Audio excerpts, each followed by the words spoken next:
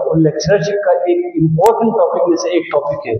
इसको हमने डिस्कस हमने किया था कि इसको लेकिन इसको इजी, पहले मैं एक चीज बता दूंगा आप लोगों को कि चीजों को आप इजी बनाना सीखें।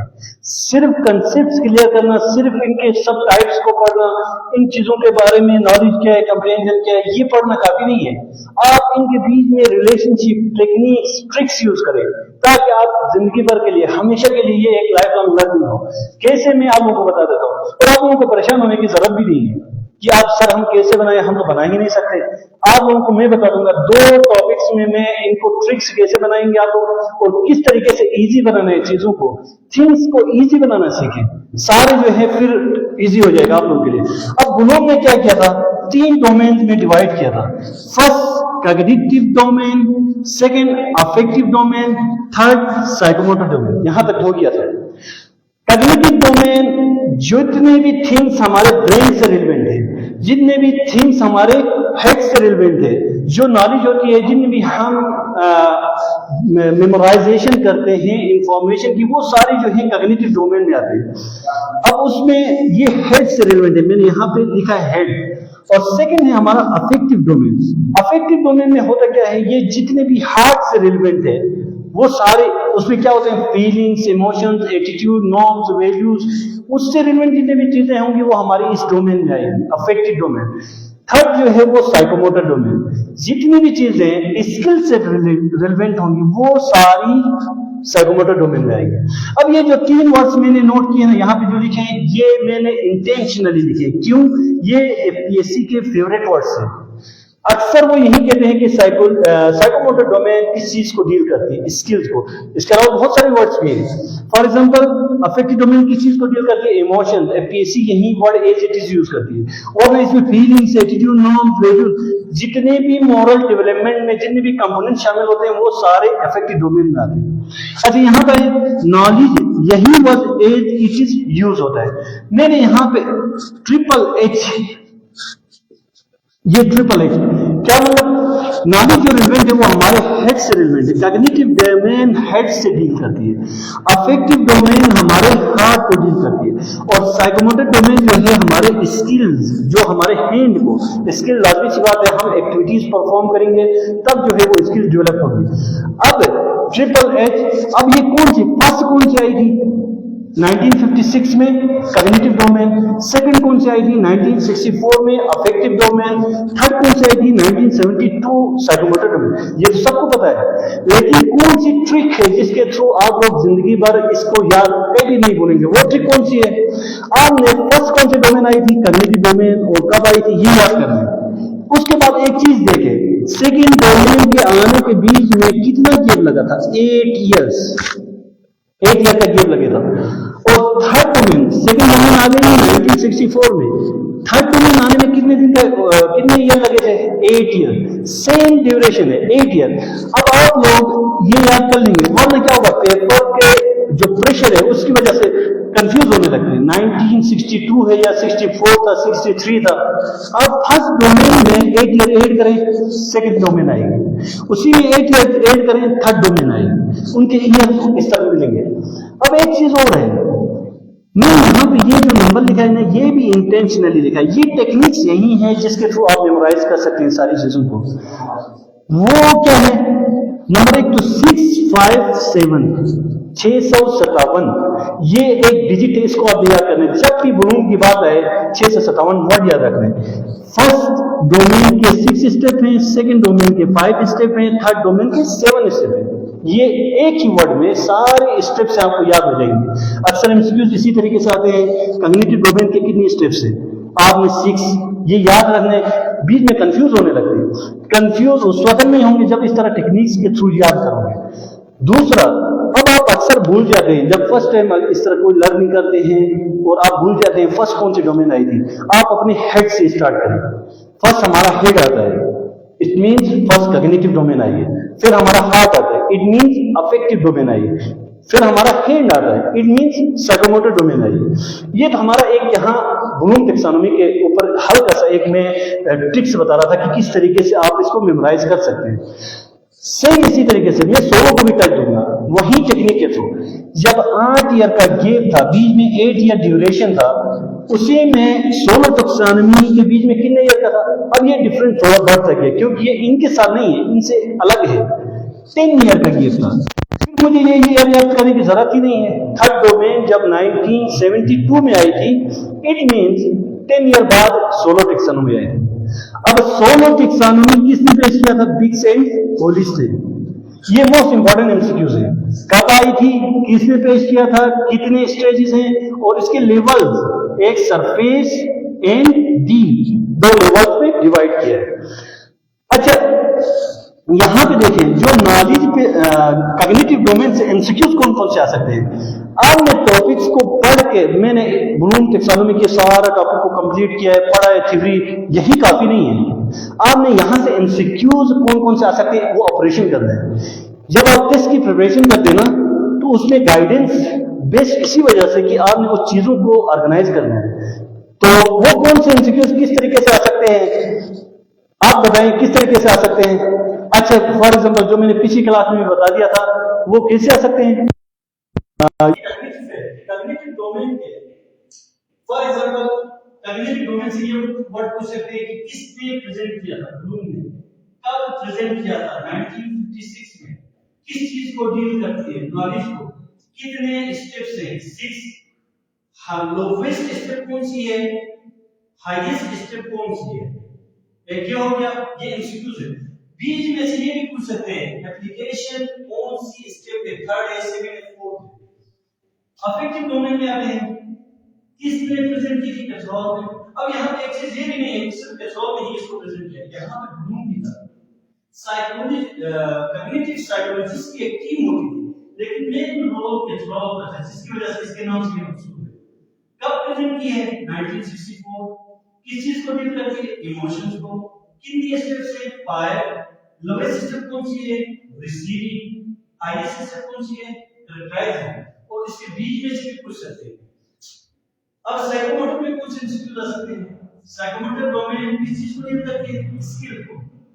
और किसने ली है, सिम्पसन ने। कब ली है, 1972 में। कितनी स्टेप्स है, 7।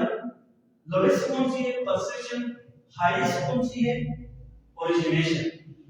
याद रखिए, ये इतने डिफिकल्ट जो टर्म्स यहाँ पे सुनिए, यहाँ knowledge comprehension, application, analysis, synthesis, evaluation, यहाँ पे रिसीविंग, रिस्पोंडिंग, मेल्टिंग, ऑर्गेनाइजिंग करता है। आप लोगों को इन नाम से परेशान होने की जरूरत नहीं है, क्योंकि ये डोमेन टैक्सोनॉमी क्या मतलब, दर्जेबंदी को कहते हैं, कैटेगरीज बनाने को कहते हैं। कैटेगरीज हम हमेशा या सिमिलरिटीज की बेस बनाते हैं या डिफरेंसेस की बेस। अब यहाँ पे डिफरेंसेस है, उसी के साथ तीन कैटेगरीज बनाए। जो चीजें नॉलेज को डील करती है, कॉग्निटिव में डाल दिया।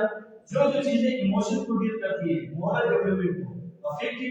जो चीजें स्किल को डील करती है, वो हमारे साइकोमोटर।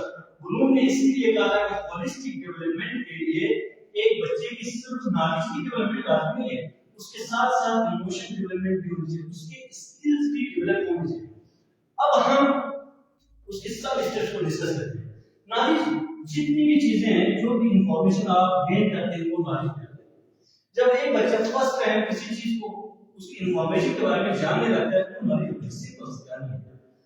उसके बाद कंप्रीहेंशन, फिर उसको जब वो थोड़ी आगे लेवल में पहुंच जाता है, उसको अंडरस्टैंड करने लगता है, उसको अंडरस्टैंड करने लगता है, कांसेप्ट्स को गेन करने लगता है। एप्लीकेशन, जो नॉलेज इंफॉर्मेशन उसने रिसीव की थी और जो उसको समझा था, अंडरस्टैंड किया था, अब वो उसी को अपनी लाइफ में डिफरेंट सेटिंग में वो अप्लाई कर रहे हैं।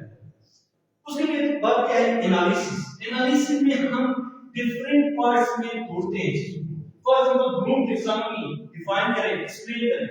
अब मैं उसके सब कैटेगरीज में जो पार्ट्स में डिवाइड कर रहा हूं, ये हो गया एनालिसिस। हम एक होल को पार्ट्स में डिवाइड करते हैं। उसके बाद सिंथेसिस। सिंथेसिस में क्या करते हैं, डिफरेंट पार्ट्स को मिला के एक होल प्रेजेंट करते हैं। फॉर एग्जांपल मैंने आज तक जितनी भी मेरे अंदर नॉलेज है किसी टॉपिक के बारे में, वो मैंने डिफरेंट किस्म के बुक्स को पढ़ के वहां से मैंने पार्ट्स हर से थोड़ा थोड़ा मैंने रिसीव किया। अब मैं उसी टॉपिक को कोई बुक में लिखने जाऊंगा, वो डिफरेंट पार्ट्स को मिला के एक होल प्रेजेंट करूंगा। एक ही एग्जांपल मैंने आपको दिया। उसके बाद इवैल्यूएशन, इसमें हम वैल्यू एंड वर्थ को जज करते हैं कि कितना उसके अंदर वर्थ एंड वैल्यू है। सेम अब यहां इमोशन, यहां नॉलेज से कुछ सब है। इमोशन है कि यहाँ क्या फर्स्ट में वो रिसीव करेगा। लाजमी सी बात है, जितनी भी चीजें हमारे इर्द हैपनिंग हो रही हैं उन सब की आवाजें हमारे मन से टकराती है, रिसीविंग हम कर रहे हैं, लेकिन रिस्पॉन्डिंग सिर्फ उन्हीं पे करेंगे जो हमारा इंटरेस्ट हो और जो हमारे इंटरेस्ट का, जो हमारा नीड हो, जो हमें अच्छा लगे, अच्छा दिखे, फीलिंग हो, तब हम उसके ऊपर रिस्पॉन्ड करेंगे। लाजमी सी बात है, मेरा इंटरेस्ट का हो, मैं रिस्पॉन्ड करूंगा तो उसको मैं क्या दूंगा, वैल्यू दूंगा, इंपॉर्टेंस दूंगा। और फिर जितनी भी चीजें मैं अपनी लाइफ में इंपॉर्टेंस देता जा रहा हूं उन सबको ऑर्गेनाइज करूंगा कि कौन सा चीज जो है मेरी लाइफ में सबसे ज्यादा इंपॉर्टेंस रखता है, प्रायोरिटाइज करूंगा उसको, उसके बाद प्रायोरिटाइजेशन और उसको अपनी लाइफ में अडॉप्ट करूंगा। फिर उसके बाद ये उसकी स्टेप्स है जो इमोशन डेवलपमेंट के किस तरीके से इमोशन को डेवलप करते हैं, रिसीविंग करेंगे, फिर उसको रिस्पॉन्ड करेंगे, वैल्यू देंगे, ऑर्गेनाइज करेंगे एंड प्रायोरिटाइज करेंगे। साइकोमोटर डोमेन में क्या करते हैं, परसेप्शन, ऑब्जर्व करेंगे हम चीजों को, हमारी जो भी चीजें हैपनिंग हो रही है, फॉर एग्जांपल कारपेंटर कोई चीज बना रहा है, उसके बाद सेट ए विलिंगनेस, अगर कोई मेरे इंटरेस्ट की चीज है, मैं उसको ऑब्जर्व कर रहा हूं, तो उसके बाद गाइडेड रिस्पॉन्स में मैं क्या करूंगा। आपने देखा होगा कारपेंटर कोई चीज बना रहा है तो वो इधर उधर जाए, हमारे बच्चे भी, इवन बड़े भी उसी चीज को, क्योंकि उनके इंटरेस्ट है, ट्रायल एंड एरर। ये क्यों ट्रायल एंड एरर होगा, ये स्किल है। फर्स्ट टाइम ही वो सही से परफेक्ट नहीं बना सकता, वो ट्रायल एंड एरर बेस्ड उसको बनाने की कोशिश करेगा, वो बनाने जाएगा, गलत होगा, फिर बनाएगा, क्योंकि ये स्किल है, इसकी इसी तरीके से ही होगी। मैकेनिज्म में फिर वो इतना कॉन्फिडेंट हो जाएगा, एक टाइम ऐसा आएगा कि उसको आराम से बना सकेगा। कॉम्प्लेक्स हुआ रिस्पॉन्स, फिर यहाँ इतना उसके कॉन्फिडेंट आता है, वो एक्सपर्ट बन जाता है, वो चाहता है कि आप दूसरों को उसी चीज में हेल्प करें। फॉर एग्जांपल कंप्यूटर लैपटॉप चलाने में स्किलफुल, अब यहाँ पर किसी भी बच्चे को, हम अक्सर क्लास में यही होता है, सर ये कोई इशू है, कोई कौन रिजॉल्व कर सकते हैं, जो बच्चे इसके ऊपर स्किलफुल है वो हेल्प करने के लिए हाथ खड़ा करता है, सर मैं तुझे असिस्ट कर सकता हूं, मैं तुझे इसको रिजॉल्व कर, मैं कर सकता हूं, मैं कर सकती हूं। ये क्या होता है, वो दूसरों की, क्योंकि अपने आप को उसके ऊपर एक्सपर्ट समझते हैं। एडॉप्टेशन एंड ओरिजिनेशन, इनमें क्या करते हैं, फॉर एग्जांपल में एडॉप्टेशन में अपोनेंट को देख के चलाते हैं, जैसे टेनिस की गेम में एक प्लेयर होता है, वो सामने वाले को देख के खेलता है, सेम इसी तरीके से यहाँ भी है। जो डिजाइनर है, मार्केट में जितने भी डिजाइन आते हैं, पहले चलो वो कॉपी करके ट्रायल एंड बेस्ट सीख लिया, फिर कॉन्फिडेंस बनाने लगा। अब वो ऐसा चाहता है कि मैं एक ऐसा डिजाइन दे दूं जो यूनिक हो, जो कोई न दे सके, और वो ओरिजिनेशन जो है ना, उसका अपना आखिर में जाके एक परफेक्शन की तरह जाता है, और वो यूनिक ही होता है। अच्छा, उसके बाद जो है सोलो टैक्सोनॉमी। सोलो टैक्सोनॉमी में 5 स्टेप्स हैं। ब्लूम टैक्सोनॉमी, सोलो टैक्सोनॉमी फर्क क्या है? फर्क ये है कि ये शुरू में दिया जाता है हमारे बच्चे ऑब्जेक्टिव को। अब बहुत सारे बच्चे ये भी पूछते हैं टीजीटी के सिलेबस में ब्लूम टैक्सोनॉमी है ही नहीं सर। बात में कोई टीजीटी का पेपर या लेक्चरशिप कोई भी पेपर एजुकेशन का इसके बगैर हो ही नहीं सकता, क्योंकि जितने भी आपका 2 टॉपिक्स जो है, टेस्ट मैनेजमेंट, असेसमेंट, इवैल्यूएशन, उसमें टेस्ट जो कंस्ट्रक्शन होती है वो उसी की बेस पे होती है, और करिकुलम डेवलपमेंट आपका टॉपिक है टीजीटी के सिलेबस में, फॉर्मुलेशन ऑफ ऑब्जेक्टिव इसी की बेस पे होती है। अब अच्छा, उसके बाद जो सोलो टैक्सोनॉमी है और इसके बीच में क्या डिफरेंस है? डिफरेंस ये है, ब्लूम टैक्सोनॉमी हम शुरू में जब ऑब्जेक्टिव्स बनाते हैं उस वक्त हम ऑब्जेक्टिव सेट करते हैं कि हमारे बच्चे एक क्लास, एक एंड ये चीजें कर सकें, हम शुरू में इसको करते हैं, लेकिन ये ऐसा नहीं है, एंड पे करते हैं। जब चीजें हमारे बच्चे सीखते हैं उसके बाद हम इस सोलो टैक्सोनॉमी को अप्लाई करते हैं कि कितना पोर्शन हमारा यूनिक स्ट्रक्चर्स का होना चाहिए, कितना पोर्शन वर्ड से रिलेशनशिप, एक्सटेंड, रेस्ट्रिक्शन। इसमें सिंपल सी कहानी है, no idea, one idea, more than one, create thinking के आपस में बीच में जो देख, फॉर एग्जांपल एक मैं यहां पे एक एग्जांपल देता हूं रूट से, और ये लीफ है। अब ये लीफ जो है मैं बच्चे को बताना चाह रहा हूं, पहले कहूं कोई इस तरह का पौधा लाने दिखाऊं ये क्या है, वो कहेगा पौधा है, फिर उसको आज उससे आगे फिर कहूंगा पहले तो पौधे का नाम भी नहीं दे सकता, फिर उसको थोड़ी सी आगे लेवल में जाकर तो पौधा ही बता सकेगा, फिर उसके बाद उसको इतना पता होगा कि सर ये पत्ता है, ये तना है और ये रूट्स, 3 डिफरेंट आइडिया।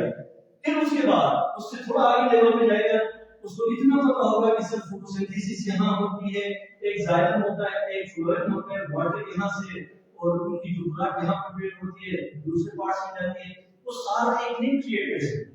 आपका अलग से कोई आइसोलेटेड फॉर्म में नहीं है, आइसोलेशन फॉर्म में मतलब नहीं है, उस आइसोलेशन फॉर्म में नहीं, उनके बीच में कोई लिंक है, वो लिंक क्रिएट करेगा। एक्सटेंडेड एब्सेंट अब ये कितना बड़ा है, लेकिन वो बच्चा एब्सेंट कहते हैं इंटेंजिबल, जिसको हमने देखा है ना वो न छू सकते हैं, जस्ट हम कंसेप्ट डिफरेंट कंसेप्ट को समझ सकते हैं। अब वो बच्चा मैंने जितना ही बताया वो कहीं गया और उसने एक सेब ले फल ले, अब वो खुद एक उसको समझने की कोशिश करेगा, डिफरेंट जो उसकी प्रायर नॉलेज है उसकी बेस पर उसको समझने की कोशिश करेगा। अब यहाँ पे जितने भी चीजें हैं उसमें टेक्निक्स जो आपने रखी है वो दो मेन इंपॉर्टेंट टेक्निक्स के बताऊंगा। वो ये कि पहले कौन सी डोमेन आई है, सेकंड कौन सी, थर्ड कौन सी, आप अपने हेड से स्टार्ट करें। First domain cognitive, second heart, third hint, cognitive, affective, psychomotor. और दूसरा ये वर्ड याद रखना 657 657 फर्स्ट डोमेन के 6 स्टेप्स हैं, सेकंड के 5 हैं, थर्ड के 7। और किसने किया है, ब्लूम ने किया है, पेट्रोल ने किया है, सिम्पसन ने किया है। तीसरा जो ईयर 1956, उसके बाद 1956 के बाद 8 ईयर का गैप लगा था दूसरी डोमेन आने में, वो खुद आप निकाल ले 8 कर ले वो आ जाएगा, ये बताने की जरूरत नहीं। फिर 8 ईयर का गैप ऐड करेंगे, 8 ईयर और ऐड करेंगे आपकी थर्ड डोमेन में। लेकिन स्लो नहीं है, वो वर्ड स्लो है। स्लो मैं इस वजह से कह रहा हूं, थोड़ा 8 ईयर का गैप बढ़ गया, उसके बाद 10 ईयर 10 ईयर लगे, तो ये 1972 है, 1982 होगा, लाजमी सी बात है। हमें रट्टा लगा के इसलिए नहीं होता है, फ्रस्ट्रेट होने की जरूरत नहीं, चीजों को इजी बनाना सीखिए। अब मैं दूसरा किसी एक और टॉपिक मैं आपको पढ़ाने जाऊंगा जिसमें मैं चीजों को इजी बनाना, इसे आपको परेशान होने की जरूरत नहीं है। अभी ही आप देखें कुछ उसने मेरे साथ भी बता दूं किस तरीके से ट्रिक्स अप्लाई करते हैं। एक और टॉपिक में आप लोगों को इसी तरीके से ट्रिक्स अप्लाई करना सिखाऊंगा, उसके बाद मैं नहीं बताऊंगा, मैं कंसेप्ट दिया दूंगा, आप लोग खुद बनाएंगे। ट्रिक्स मेरे ट्रिक्स से आप लोगों को इतनी ज्यादा लाइफ में लर्निंग नहीं होगी, ज्यादा देर तक इतने याद नहीं रहेगी चीजें, आप लोग खुद अप्लाई करेंगे ट्रिक्स को, तो ये चीज याद रखें। अच्छा, इसके बारे में कोई क्वेश्चन है तो कोई